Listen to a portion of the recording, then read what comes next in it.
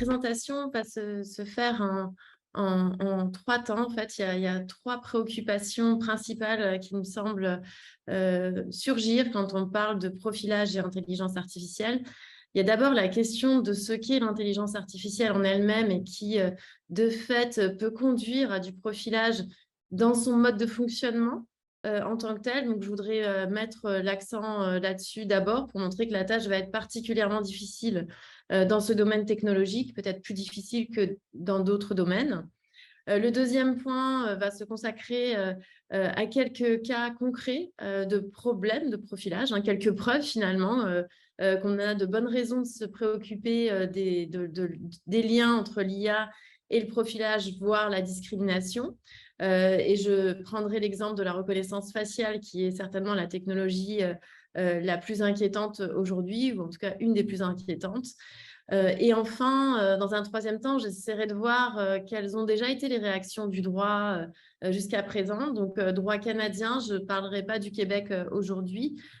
Droit canadien, et de voir quelles sont les limites et si on peut espérer des réponses par le droit. Bon, je ne veux pas vous le dire tout de suite, mais je pense que vous imaginez déjà réponse du droit et ses limites. Vous voyez déjà que les réponses ne seront pas pleinement satisfaisantes. Alors, quelques mots d'abord sur ce qu'est l'intelligence artificielle. Je ne vais pas vous faire un cours technique, ne vous inquiétez pas.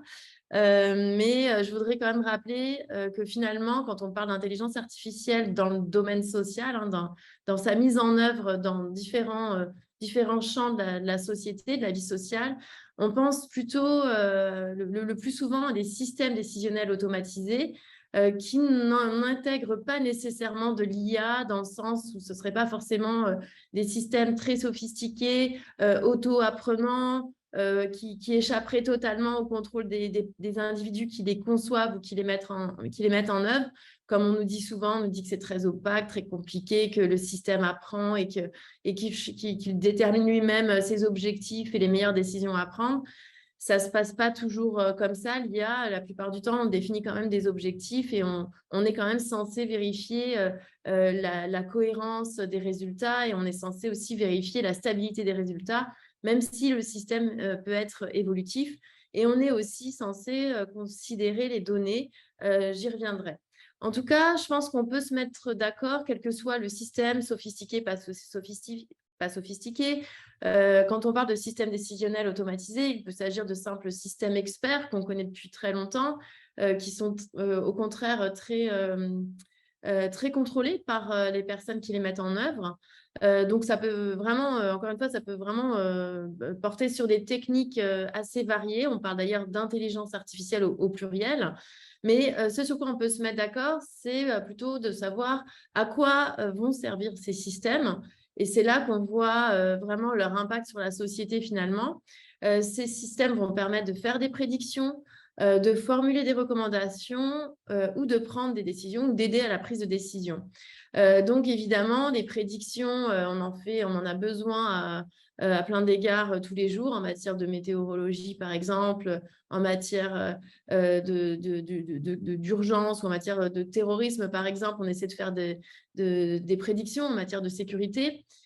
Formuler des recommandations, ben, ça arrive tous les jours aussi dans la vie économique et prendre des décisions également, des décisions qui sont par exemple prises par l'administration et qui va être tenté d'utiliser des systèmes décisionnels pour la prise de décision ou pour l'aide à la prise de décision. Donc, évidemment, aujourd'hui, les banques, les assurances, l'administration en matière d'immigration, en matière fiscale, par exemple, utilisent des systèmes décisionnels automatisés. Mais évidemment, un des gros enjeux, on le verra, ça va être de savoir quand ces systèmes sont utilisés. On y reviendra. Alors, je le disais, les systèmes d'intelligence artificielle eux-mêmes peuvent causer problème par principe par rapport à la notion de profilage parce qu'on est dans des processus de classification par nature, j'ai envie de dire. Ces systèmes d'IA sont là pour faire des classements, pour trier des données, mettre des données ensemble. Et donc, évidemment, ce faisant, on peut tout de suite penser que si on met des données concernant certaines concernant des individus, hein, des renseignements personnels basés sur certaines informations comme l'âge, comme la situation de handicap, comme la race. On peut être amené automatiquement, si je puis dire, à faire du profilage. Donc évidemment, on n'est jamais très loin, quand on parle de classification, on n'est jamais très loin de profilage et éventuellement de discrimination suivant les critères qui sont pris en compte. Donc là, on a une première difficulté par rapport au mode de fonctionnement même des systèmes d'IA, que ce soit des systèmes automatiques. Là, j'ai pris l'exemple du machine learning, donc de l'apprentissage automatique, que ce soit supervisé ou non, même quand c'est supervisé par un humain, la classification, on voit qu'il y a des critères de classification qui peuvent être sensibles, hein, donc ça se pose dès le départ.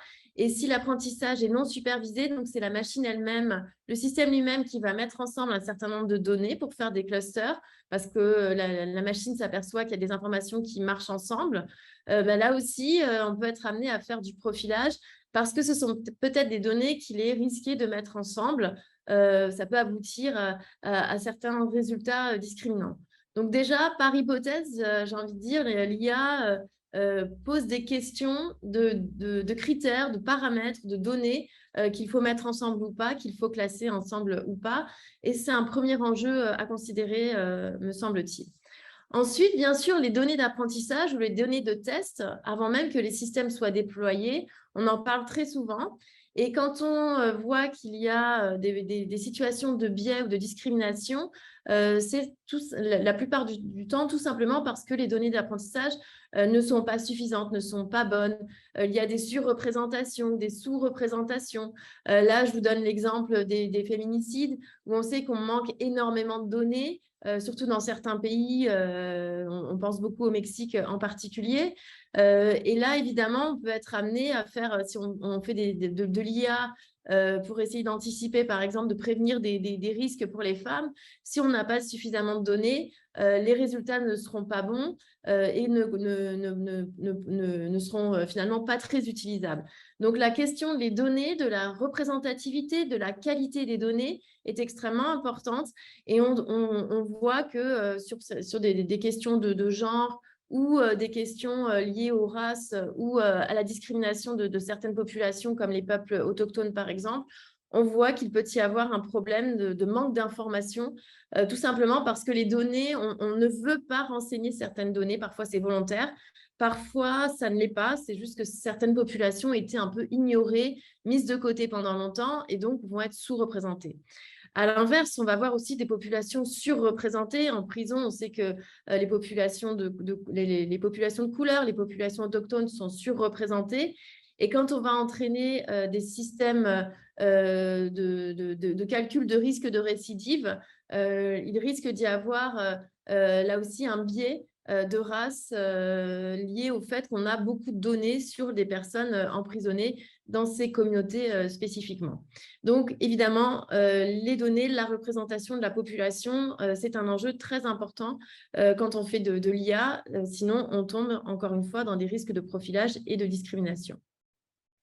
Pour donner l'exemple concret que j'évoquais à l'instant, je ne sais pas si vous êtes au courant de cette affaire Compass qui est très connue, hein, qui a été étudiée par des journalistes d'investigation et par le site ProPublica.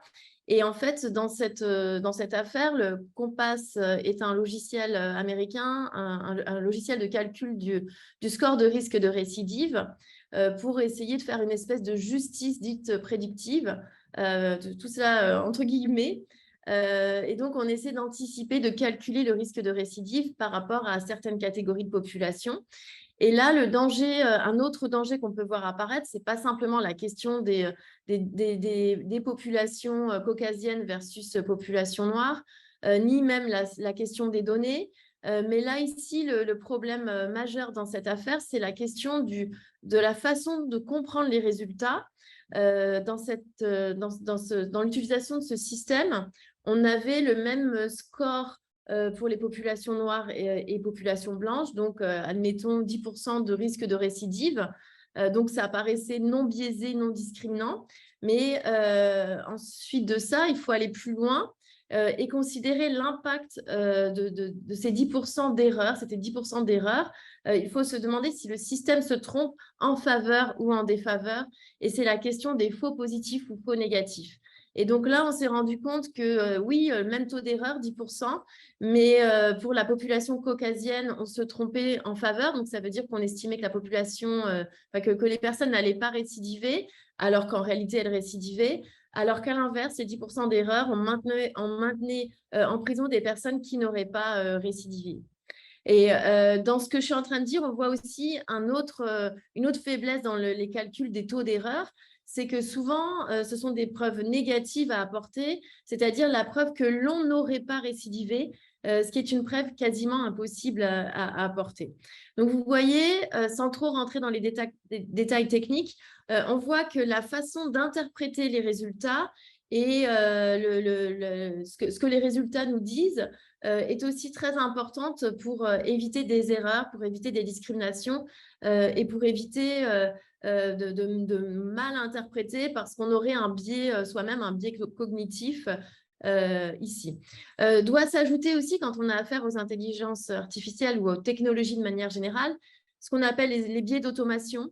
C'est-à-dire que beaucoup d'études psychologiques ont montré que les humains sont très influencés par les résultats des machines et ont tendance à remettre en cause leur propre expertise et à faire confiance aux machines plutôt que de faire confiance à leur propre expertise. Donc, les erreurs ont du coup une incidence encore plus importante. Et pour donner encore une illustration de ces risques d'erreur et de ces biais, vous connaissez peut-être les travaux de Joy Burlingame et de Timmy Gebru au MIT Media Lab, qui a fait des travaux sur la reconnaissance faciale et qui a montré des biais, des discriminations de genre et de race dans la technologie. Et là, c'est un autre problème par rapport à ce qu'on peut rencontrer en matière d'IA, c'est que très souvent, on nous donne un taux de réussite ou un taux d'erreur global. Et on va nous dire, par exemple, qu'un système de reconnaissance faciale reconnaît à 85% les personnes. Alors, on peut se dire, c'est formidable, 85%, c'est vraiment bien, donc on peut faire confiance, une grande partie du temps, on peut faire confiance à ces systèmes. Mais en réalité, il faut se demander, il faut aller plus loin et voir ces 15% qui est visé et surtout aller découper par type de population. Et c'est ce qu'a fait Joy parce qu'elle s'est rendue compte que les systèmes de reconnaissance faciale ne reconnaissaient pas son visage. Ils ne reconnaissaient pas son visage en raison d'un problème de données que j'évoquais tout à l'heure, hein, pas assez de données d'entraînement sur les femmes, pas assez de données d'entraînement sur les peaux noires. Et du coup, elle a fait des tests sur différents systèmes de reconnaissance faciale. Là, c'est celui d'Amazon, mais les autres étaient aussi mauvais. Quand on va dans le détail, on voit que pour les hommes blancs, le taux de reconnaissance est très bon, quasiment à 100%, alors que pour les femmes noires, il est assez mauvais, il est à 70%, ce qui est à peine mieux que le hasard, en fait. Donc, ce n'est pas du tout un très bon score. Donc, ça veut dire que quand on nous présente des moyennes, ça peut vouloir dire des choses très différentes pour les populations et il faut aller plus loin pour voir s'il n'y a pas un risque de discrimination important et des risques d'erreur. Qu'est-ce que ça produit? Ça veut dire que pour les femmes noires en particulier, on risque d'être plus souvent confondu avec quelqu'un d'autre. Et quand on est dans des procédures criminelles, par exemple, quand les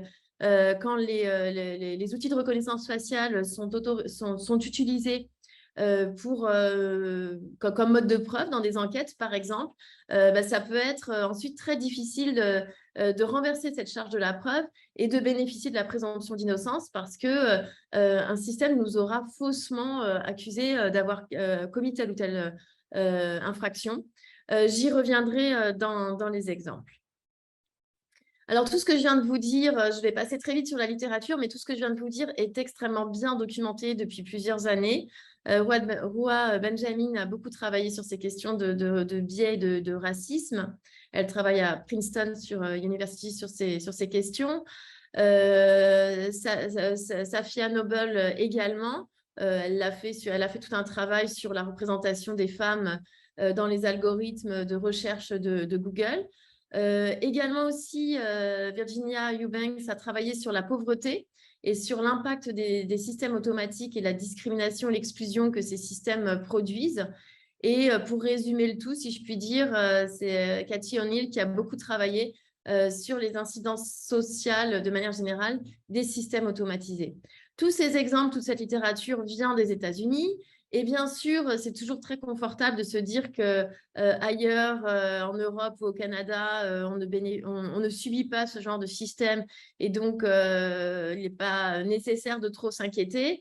On va voir ici quelques exemples concrets pour le Canada qui nous donnent quand même matière à inquiétude.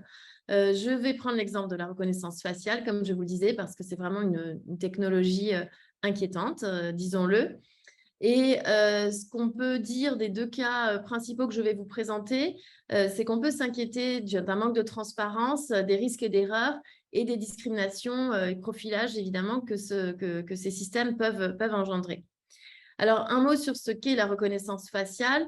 Avec un dispositif de reconnaissance faciale, on utilise plusieurs technologies, en fait. On utilise des technologies biométriques pour déterminer les points nodaux. C'est le gabarit que vous voyez ici en blanc. Donc, on a tous des gabarits spécifiques selon la taille du nez, des yeux, de la bouche, l'espacement, etc. Et donc, on arrive à cartographier ces points nodaux. Donc, pour obtenir ce gabarit, on cartographie en 3D. Donc, c'est la deuxième technique qui est ici nécessaire. Et donc, ces gabarits sont uniques, ou en tout cas sont censés l'être, et donc sont censés permettre une bonne authentification ou identification des personnes, dès lors que ces gabarits, ces images sont confrontées, sont comparées avec d'autres images de personnes dont on a l'identité. C'est grâce à cette comparaison que l'on va pouvoir authentifier ou identifier les personnes. Alors concrètement, quand on est dans une enquête criminelle, par exemple, si on a des images de caméras de surveillance, on peut on peut capter l'image d'une personne et on peut vouloir l'identifier en la comparant, pardon, avec d'autres images qui seraient dans une base de données, dans les bases de données de la police. Par exemple, les bases de données sur des personnes ayant déjà commis des infractions, des personnes recherchées, etc. Donc, c'est la comparaison, le matching qui va permettre finalement le processus de reconnaissance faciale. Une caméra toute seule, des images de vidéo toutes seules ne sont pas de la reconnaissance faciale, et la cartographie elle-même, si elle ne fait pas l'objet d'une comparaison avec d'autres images, ne mène pas non plus à de la reconnaissance faciale et à de l'authentification ou identification. Alors, ce qu'on peut rajouter, c'est que l'authentification va permettre de s'assurer qu'une personne est bien la bonne personne que l'on croit.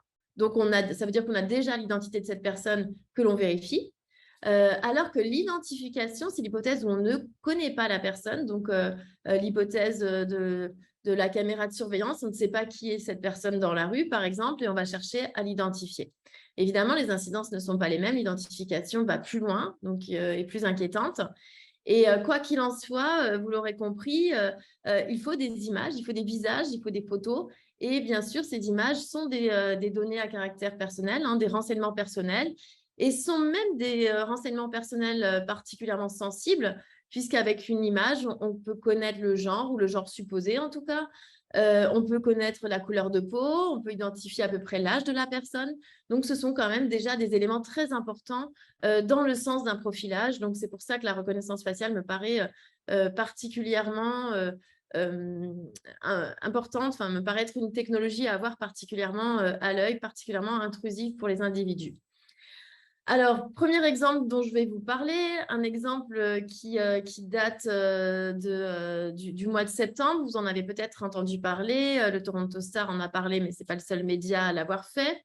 Le premier cas donc, concerne l'immigration et une remise en cause du statut de réfugié de deux jeunes femmes qui se sont toujours présentées comme étant somaliennes et comme étant réfugiées politiques parce qu'elles avaient peur d'exactions comme en tant que minorité dans leur pays, en Somalie, et en particulier en tant que femmes.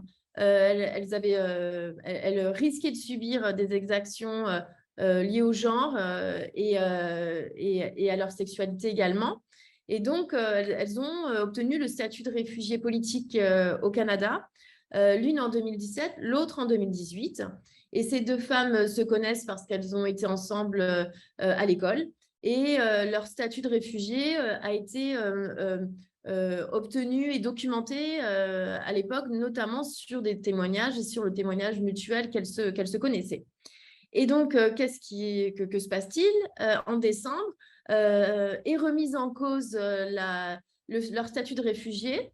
Et donc, c'est le SPR, c'est la section pour la protection des réfugiés, le ministère le ministère de l'immigration qui remettent en cause ce statut en disant que les personnes qui sont là ne sont pas les personnes qu'elles prétendent être. Donc, c'est la question plutôt de l'authentification. Et on commence à prétendre, l'administration fédérale commence à prétendre que ces femmes sont des étudiantes kenyanes, pardon, je l'ai mis au masculin, mais en fait, ce sont des femmes. Et donc, qu'elles ne peuvent plus bénéficier de leur statut de réfugié et on invalide leur statut de réfugié. Donc, c'est une décision extrêmement grave fondée sur des comparaisons de photos. Alors évidemment, l'affaire, les femmes se défendent et l'affaire est portée devant la Cour fédérale. Les questions qui se posent, bien sûr, sont liées à l'équité procédurale et à différents principes directeurs de cette équité procédurale.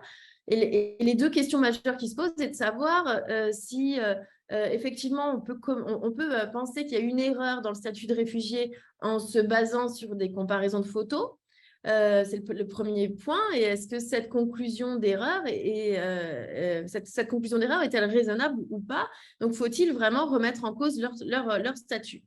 Alors, la première chose qu'on peut dire dans cette affaire, c'est que d'abord, les requérantes ont beaucoup de mal à se défendre pour des raisons d'opacité, de manque de transparence dans l'action publique, parce que tout ce qu'on sait, c'est qu'il y aurait une comparaison de photos avec une grande similarité, on ne sait pas quoi.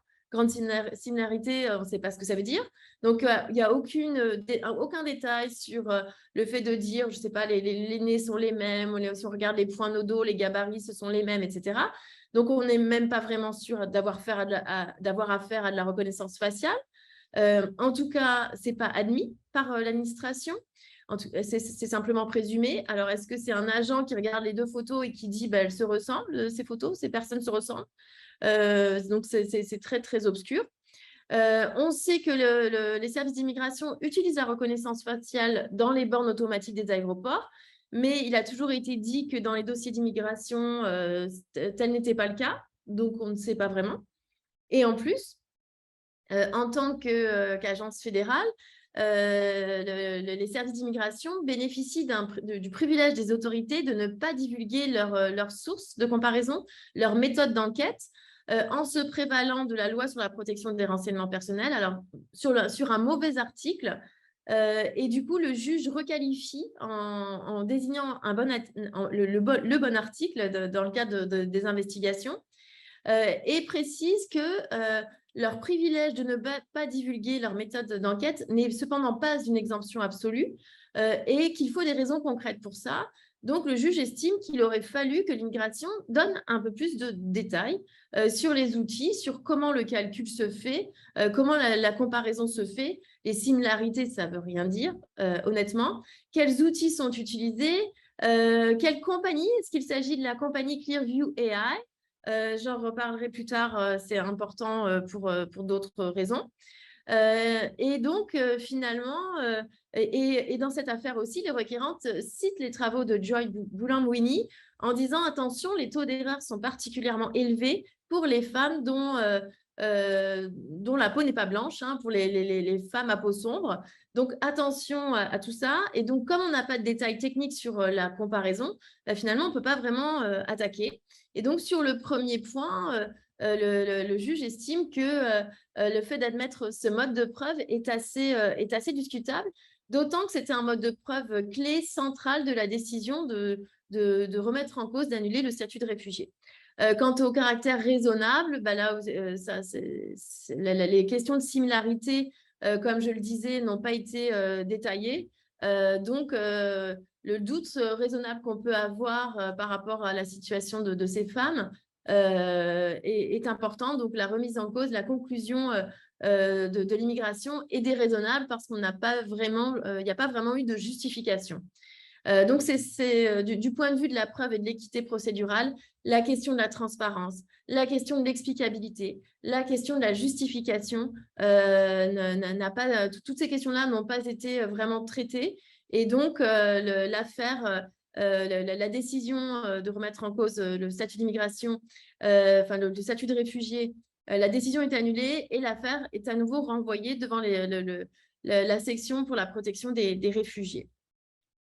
Alors, ces questions d'immigration ne sont pas nouvelles. Je voulais simplement citer les travaux du Citizen Lab qui, dès 2018, a publié un rapport, Bots at the Gate, qui nous explique déjà tous les enjeux des systèmes automatiques dans la prise de décision au sein de l'immigration. J'y reviendrai également. Le deuxième exemple date de la semaine dernière. Alors, cette fois-ci, on sort du système, enfin, on sort de l'administration. Ce sont les magasins Canadian Tire. Et donc, notamment au Manitoba, il a été expliqué, le Canadian Tire a dit en 2019 qu'il comptait utiliser la reconnaissance faciale dans leurs magasins. Donc, on comprend à ce moment-là que l'objectif est de coupler les systèmes de surveillance, les caméras de surveillance avec de la reconnaissance faciale. Mais on ne précise pas quels sont les magasins. Et il y a quelques jours, donc, les personnes que vous voyez là, donc en particulier l'homme autochtone, s'est fait arrêter alors qu'il était dans le magasin en train de faire ses courses. Et il a été accusé d'avoir volé au dit magasin, au même magasin, quelques mois plus tôt. Et il est prétendu qu'il a été identifié, reconnu pour avoir commis ce vol. Là aussi, Canadian Tire ne dit pas que la reconnaissance faciale a été utilisée, ne dit pas si la personne a été reconnue, donc authentifiée, identifiée, on ne sait pas trop. Et du point de vue de l'information des clients, il y a simplement une affiche sur la présence de caméras de surveillance, mais absolument pas l'utilisation de logiciels de reconnaissance faciale.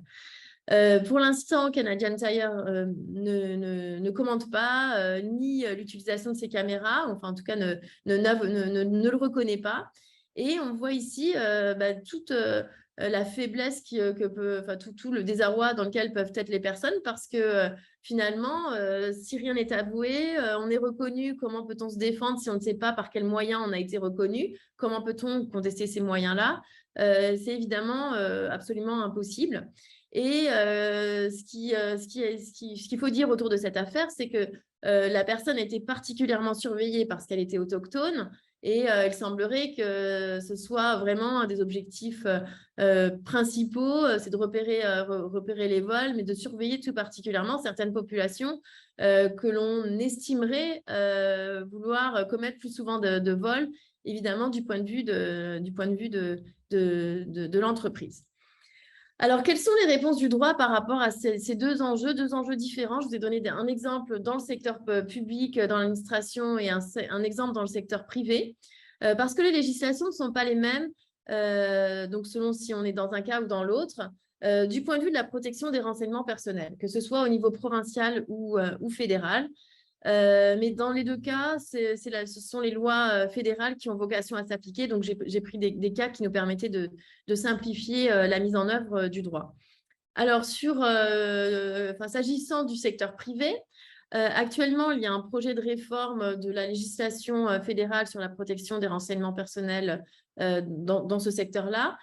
Pour réformer la loi de 2000, qui est la loi pour la protection des renseignements personnels et de la documentation électronique, la loi LPR-PDE ou PIPEDA, acronyme anglais, donc qui fait l'objet d'un projet de réforme, le projet de loi C27, qui a été présenté en juin dernier, et pour lequel on attend évidemment son avancement au Parlement. Pour l'instant, on a simplement un projet publié sans que c'est allé plus rapidement pour l'instant.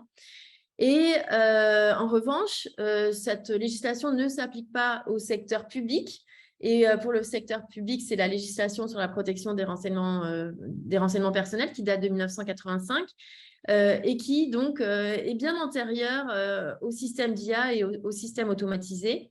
En revanche, on a une directive du Conseil du Trésor dont je vais vous parler, qui est finalement une directive non obligatoire qui ne prévoit pas de sanctions, mais qui est la seule chose un petit peu tangible, si je puis dire, le seul outil sur lequel on peut se baser pour essayer de voir comment encadrer l'usage des systèmes automatisés dans l'administration fédérale. Alors, je vous ai dit tout à l'heure qu'il faudrait se souvenir de Clearview AI. Je ne sais pas si vous vous souvenez de Clearview AI. Il y a déjà, c'était en 2020 et en 2021 que cette entreprise a fait parler d'elle. Parce qu'en janvier, un journaliste d'investigation a révélé l'activité de cette entreprise qui était absolument inconnue du grand public. Parce que cette entreprise a collecté plus de 3 milliards de données sur les réseaux sociaux, sur Internet, pour entraîner son système de reconnaissance faciale et pour vendre ses services à tout un tas de polices à l'échelle internationale. Donc, police américaine, police canadienne, police européenne, police australienne. Et bien sûr, sans le consentement des personnes dont les visages ont été captés, sans que personne n'ait conscience de quoi que ce soit. Et en fait, le fait de collecter 3 milliards d'images, ça permet de constituer la fameuse base de données qui permet les comparaisons dont je vous parlais tout à l'heure. Et donc, avec 3 milliards d'images, évidemment, on a une base de données extrêmement importante qui peut permettre dans des tas d'affaires, dans des tas d'enquêtes, d'essayer d'identifier les personnes. Donc, c'est tout l'intérêt de l'activité de cette entreprise pour les polices. Alors évidemment, atteinte aux législations canadiennes de protection des renseignements personnels, puisqu'il n'y a pas de consentement. Les autorités de protection des renseignements personnels ont fait une enquête pendant 1 an et en février 2021 ont confirmé que les pratiques de Clearview AI sont illégales et ont demandé l'arrêt de l'utilisation de ce service en 2021. La difficulté avec ça, c'est qu'avant février 2021, les services ont pu être utilisés. Et si on sait que ces services ont été utilisés par la police, en particulier par la GRC au Canada, on ne sait pas ce qu'il en est des autres secteurs publics, des autres agences fédérales éventuellement. Et donc, c'est un des soupçons, c'est un des arguments des requérantes dans l'affaire précédente sur l'immigration, que de dire peut-être que Clearview AI a été utilisé. On ne sait pas trop. Et là, la réponse de l'administration est quand même très légère. On nous dit simplement les agences fédérales n'utiliseraient certainement pas des outils illégaux, donc bien sûr que non. Mais voilà, c'est tout ce qu'on nous dit, il faut le croire sur parole. C'est quand même assez troublant. L'autre point aussi, l'enquête a été menée au niveau fédéral, bien sûr par le Commissariat à la protection de la vie privée du Canada, mais aussi par l'autorité du Québec, de l'Alberta et de Colombie-Britannique, parce que ces provinces-là ont des législations spécifiques dans le domaine privé, dans le secteur privé, mais aucune de ces autorités n'est en mesure de prononcer des sanctions élevées. Et donc, une fois qu'on a dit c'est illégal, arrêtez tout de suite d'utiliser votre système, on ne peut pas dire grand-chose d'autre et on ne peut pas vraiment sanctionner sévèrement. Contrairement à ce qui se passe en Europe, je ne vous parlerai pas de l'Europe aujourd'hui, je fais très souvent des comparaisons, mais je voulais simplement dire que cette même entreprise Clearview AI a été sanctionnée en Australie, elle a été sanctionnée en Europe par l'Italie, par l'Angleterre, la semaine dernière par la CNIL en France. Et à chaque fois, ces 20 millions, ce sont vraiment des grosses sanctions, 20 millions d'euros réclamés à cette entreprise. Tout ça pour dire qu'en Europe, on a une législation sur la protection des renseignements personnels qui est le Règlement général de protection des données, le RGPD, qui est assez fort parce qu'il permet aux autorités de protection de prendre des sanctions élevées, ce qui n'est pas le cas au Canada. Et donc, vous voyez, la réforme de la protection des renseignements personnels, on voit toute sa nécessité ici parce que pour les mêmes faits, en Europe, on est capable de prononcer des sanctions élevées. On n'en est pas capable au Canada, en tout cas pas par les autorités administratives. Et il faut des affaires, il faut aller en justice pour espérer aller plus loin. mais évidemment, ça prend toujours du temps et de l'argent. Donc là, il y a quand même des améliorations à apporter au Canada sur ce point. Et si on regarde, ceci dit, si on regarde la réforme qui est engagée, enfin qui est envisagée, le projet de loi C-27, il y a certaines dispositions qui ne vont pas dans le sens de l'amélioration de la protection parce que le principe du consentement est maintenu. Donc, en principe, on doit collecter les renseignements personnels avec le consentement de la personne concernée. Mais il y a de plus en plus d'exceptions prévues dans la réforme, et notamment l'exception de l'intérêt légitime de l'entreprise qui collecte les données. Et on peut se demander dans l'affaire Canadian Tire si cette entreprise ne pourrait pas dire moi, j'ai un intérêt légitime à ce qu'il n'y ait pas de vol dans mes magasins, et donc je collecte ces renseignements sans le consentement des personnes.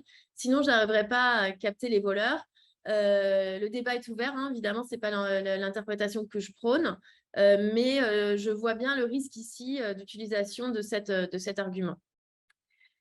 Et ce qu'on peut regarder aussi, c'est de se demander s'il y a d'autres dispositions dans le projet de loi qui permettent d'aller plus loin pour empêcher l'utilisation des systèmes, des systèmes automatiques par les entreprises. On est toujours dans le secteur privé dans ce projet de loi. Alors, on a une définition des systèmes décisionnels automatisés, ce qui est déjà une bonne chose. Et on nous parle d'information, d'informer quand même la personne concernée, l'individu contre qui finalement un système automatique serait utilisé. Donc, le cas de la reconnaissance faciale dans le magasin Canadian Tire rentrerait parfaitement dans cette hypothèse-là, parce que, évidemment, la recommandation que pourrait faire le système, donc la recommandation d'identification, si le système de reconnaissance faciale dit j'identifie telle personne, peut avoir une incidence importante sur la personne, et donc il faudrait à ce moment-là lui fournir une explication. Donc là, c'est quand même une disposition qui améliorerait la situation, et encore une fois, il faut pousser pour que cette réforme aboutisse et qu'elle ne tombe pas dans les méandres, dans les corridors du Parlement sans avancer. C'est un enjeu vraiment très, très important ici. Alors, si l'on revient ensuite au deuxième cas, l'administration, donc cette fois-ci, on est dans le cadre du secteur public fédéral. C'est la loi sur la protection des renseignements personnels qui s'applique. Et on le verra, je peux vous le dire tout de suite d'ailleurs. En revanche, le projet de loi C-27 que j'évoque sur la réforme de la protection des renseignements personnels prévoit une partie 3 pour consacrer une loi sur l'IA et les données, mais ne vise pas les institutions fédérales. Donc là, grosse déception, tout ce que je vous ai dit sur la GRC ou sur l'immigration ne serait pas visé.